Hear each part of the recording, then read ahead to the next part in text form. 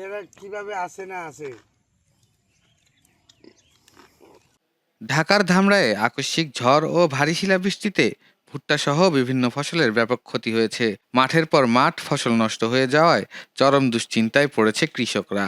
ধামরাই উপজেলার বিভিন্ন এলাকায় হঠাৎ কালবৈশাখী ঝড়ের সঙ্গে শুরু হয় তীব্র শিলাবৃষ্টি। কয়েক মিনিটের এই দুর্যোগেই লণ্ডভণ্ড হয়ে যায় কৃষকদের স্বপ্ন। সবচেয়ে বেশি ক্ষতিগ্রস্ত হয় ভুট্টা ক্ষেত।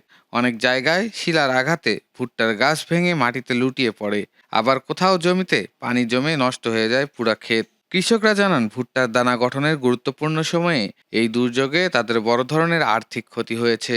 অনেকেই ব্যাংক ও এনজিও থেকে ঋণ নিয়ে চাষ করেছিলেন। হঠাৎ এই ক্ষতির কারণে এখন সেই ঋণ পরিশোধ নিয়েও চরম অনিশ্চয়তার পড়েছে তারা। ফলে স্থানীয় কৃষকদের মাঝে হতাশা বিরাজমান। অনেকেই নতুন করে চাষ শুরু করার সক্ষমতা নিয়েও শঙ্কায় রয়েছেন।